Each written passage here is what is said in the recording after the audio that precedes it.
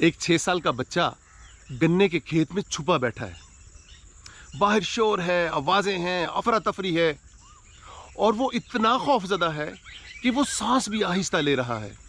उसे डर है कि अगर किसी ने उसकी आवाज़ सुन ली तो शायद वो भी जिंदा ना बच सके। वो नहीं जानता कि आने वाले चंद घंटे उसकी जिंदगी हमेशा के लिए बदलने वाले हैं और वो ये भी नहीं जानता कि 75 साल तक दुनिया के दूसरे कोने में एक बहन उसका इंतजार करने वाली है। दोस्तों, ये कैसे हुआ? कैसे वो नन्हा बच्चा गन्ने के खेतों से निकल के एक नई जिंदगी तक पहुंचा और फिर 75 साल बाद कैसे ये खून का टूटा हुआ रिश्ता अचानक से जुड़ गया। ये कहानी है मोहन की, जो आजकल अब्दुल खालिक के नाम से जाना जाता है। 1941 में नीली बार के इलाके चक 37 में, जो आजकल चीचावतनी में है, एक खूबसूरत बच्चा पैदा होता है। वो इतना खूबसूरत है, इतना मनमोहना है कि उसका नाम भी मोहन रखा जाता है। उसके वालिदैन कहते हैं कि साडा पुत्र तो अंग्रेज है, एडा सोना है, इन्ना गोरा चिट्टा है। और फिर 3 साल के बाद उसकी एक छोटी बहन निर्मल कौर पैदा होती है। बहन को चचा की फैमिली को दे दिया जाता है क्योंकि उनके यहाँ औलाद ना थी। बचपन अपनी मासूम रफ्तार से गुजर रहा था। दोनों बहन भाई हंस खेल रहे थे। किसी को नहीं मालूम था कि चंद ही साल के बाद ये दोनों बहन भाई बिछड़ जाएंगे। फिर 1947 आ गया और सब कुछ बदल गया। दोस्तों, आप सिर्फ तसव्वुर करें, आप सिर्फ 6 साल के हैं, आपके इर्द गिर्द दुनिया बिखर रही है, एक अफरा तफरी मची हुई है, हर तरफ खौफ ही खौफ है। फिर वो लम्हा आता है जो मोहन की ज़िंदगी को बिल्कुल बदल के रख देता है। वो अपनी आंखों के सामने अपने माँ बाप को खो देता है और एक छोटा सा 6 साल का बच्चा डर के भाग के करीबी गन्ने के खेतों में जा चुकता है। लंबे गन्ने, खेतों के अंदर अंधेरा, बाहर खौफ। वो खामोशी से दुबक के बैठ जाता है, ना रोता है ना बोलता है, बस कांपता रहता है। पता नहीं कितनी देर गुजर जाती है। फिर उस बच्चे को कदमों की आवाज़ सुनाई देती है। एक आदमी उसके पास से गुजरता है, वरियाम बेलदार। वो आदमी खेत के अंदर एक डरे हुए, एक सहमे हुए बच्चे को देखता है। वो उसके पास जाता है। बच्चा खौफजदा हो जाता है, लेकिन वरियाम उसे कहता है कि पुत्र, मेरे को डर ना, मैनू ये दस तेरे माँ प्यो किथे ने। वो बच्चा खामोश रहता है। शायद खौफ ने, डर ने उसकी जुबान छीन ली थी। वरियाम उस बच्चे को अपने सीने से लगाता है, उसे प्यार करता है और उसे उठा के अपने साथ अपने ऊंट के ऊपर बैठाता है और उसे लेके अपने गांव चला जाता है। दोस्तों, उस दिन वरियाम इंसानियत की उस बुलंदी पे था जहां उसको उस नन्हे बच्चे की शक्ल में अपना बेटा नजर आ रहा था। दोस्तों, किस्मत का खेल अभी ख़त्म नहीं हुआ था। सिर्फ 2 माह बाद ही बेलदार वरियाम साहब भी इस दुनिया से चले गए। अब फिर सवाल खड़ा है कि इस बच्चे का क्या बनेगा। वरियाम साहब के घर वाले उस बच्चे को लेके चक नंबर 371 EB गोजरा में आ गए, जहां वो मोहम्मद दीन नंबरदार साहब के पास पहुंचे और उन्हें सारी कहानी सुनाई। मोहम्मद दीन नंबरदार साहब ने उस बच्चे को अपनी पनाह में ले लिया। उसको सिर्फ अपनी पनाह में नहीं लिया, बल्कि उसको शनाख्त दी, उसको अच्छा मुस्तकबल दिया। कागज़ों में उस बच्चे की बल्दियत की जगह पे अपना नाम लिखाया, लेकिन उस बच्चे को बता दिया कि बेटा, मैं तेरा असल बाप नहीं हाँ, पर तेनों इत्थे किसी चीज़ की कोई कमी नहीं होएगी, तेरियां सारियां ज़रूरतां दा मैं ख्याल रखांगा। मोहन सिंह अब अब्दुल खालिक बन चुका था। मोहम्मद दीन नंबरदार साहब ने अब्दुल खालिक को तालीम दिलवाई, उसके नाम जायदाद की और फिर उसकी शादी अपने साले की बेटी के साथ कर दी और इस तरह उनको एक अच्छा मुस्तकबिल दिया। अल्लाह ताला ने अब्दुल खालिक साहब को 6 बेटों से नवाजा।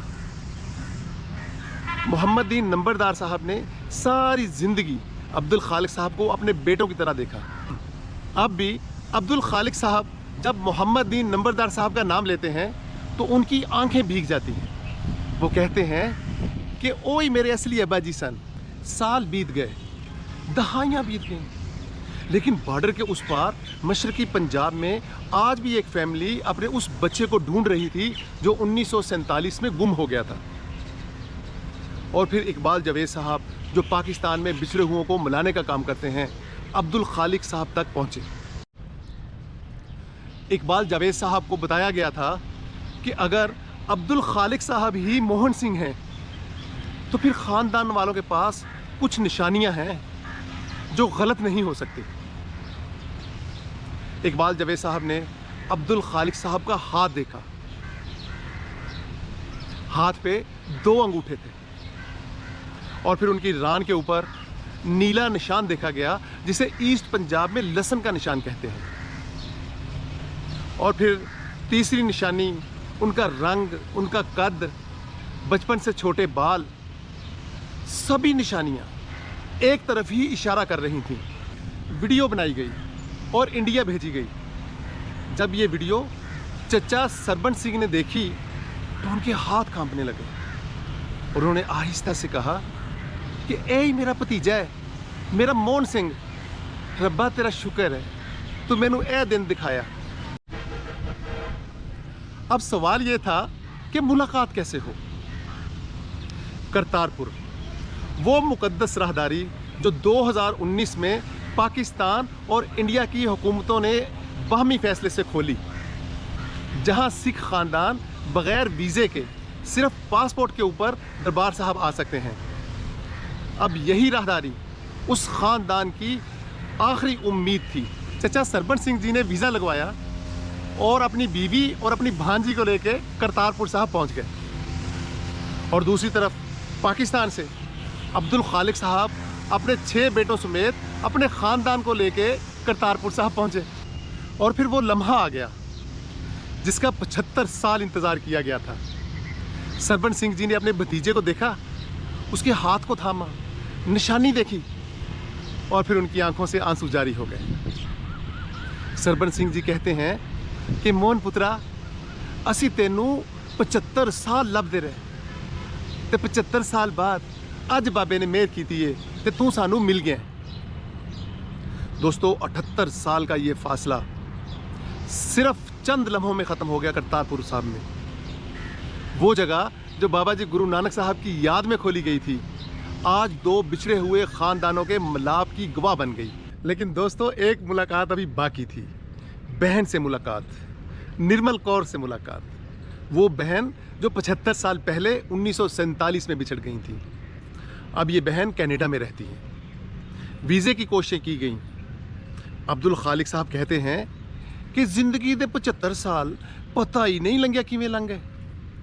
कदों बचपना आया, कदों जवानी आई, कदों बच्चे हो गए तो कदों बुढ़े हो गए।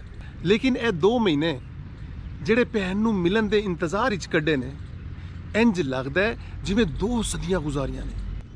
वीज़ा लग गया और निर्मल कौर पाकिस्तान पहुंच गई और सीधी 371 EB गोजरा पहुंची। गांव के तमाम लोगों ने वालहाना इस्तकबाल किया उनका। 81 साल का भाई और 78 साल की बहन आखिरी दफ़ा 1947 में मिले थे, 75 साल पहले। तब दोनों बच्चे थे और उस वक़्त उनको ये मालूम भी नहीं था ये मुलाकात उनकी आखिरी मुलाकात है। दोनों ने एक दूसरे को देखा और बरसों का इंतज़ार आंसुओं में बह गया। निर्मल कौर कहती हैं कि जो मैनू पता लग्या कि मेरा वीर जिंदा है, भरा जिंदा है, तो मैनू इंज लगता सी कि मैनू पर लग जान तो मैं उड़ के पाकिस्तान पहुंच जावां ते अपने भरा नूं मिल लवां। दोस्तों, एक और इंतहाई खूबसूरत मंजर नज़र आया जब अब्दुल खालिक साहब के बेटा को पता चला कि उनके दादा का नाम उद्दम सिंह था, वो नजर जट थे। तो उन्होंने अपने गांव के बाहर एक बोर्ड लगवाया और उसके ऊपर लिखवाया अब्दुल खालिक वल्द उद्दम सिंह, कौम नजर जट। दोस्तों, ये सिर्फ एक बोर्ड नहीं था बल्कि अपनी जड़ों को तस्लीम करने का ऐलान था। दोस्तों, दुनिया का कोई बॉर्डर, कोई सरहद खून के रिश्तों को ख़त्म नहीं कर सकती।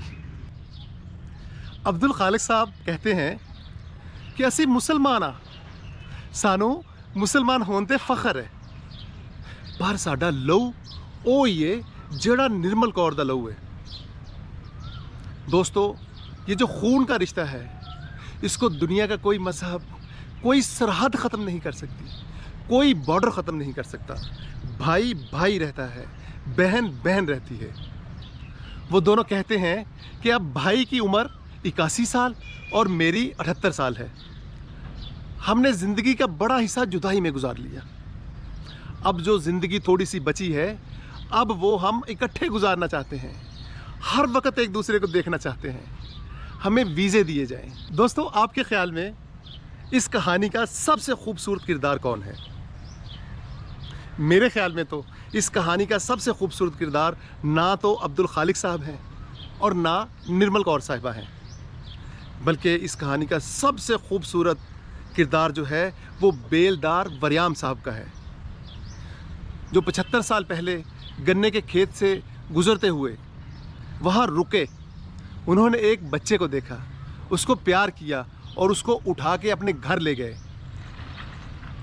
दोस्तों, ज़रा सोचें कि आज 75 साल के बाद अगर बहन भाई आपस में मिलें, उनकी दूरियां ख़त्म हुई, तो इसकी वजह कौन बना? अगर उस दिन वरियाम साहब उस खेत के पास ना रुकते तो क्या ये मुलाकात हो सकती थी? ये मुलाकात सिर्फ इसीलिए हुई कि एक दर्दमंद गरीब आदमी वरियाम बेलदार गन्ने के खेत से गुजरते हुए एक बच्चे को देखता है और वहाँ रुकता है। आप बताइए, आपके ख्याल में इस कहानी का सबसे खूबसूरत किरदार कौन सा है? दोस्तों, ये थी आज की कहानी। उम्मीद है आपको पसंद आई होगी।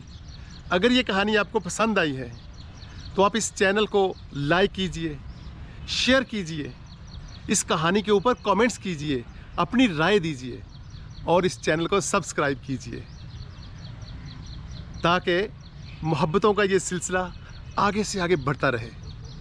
इजाज़त दीजिए। खुदा हाफिज़।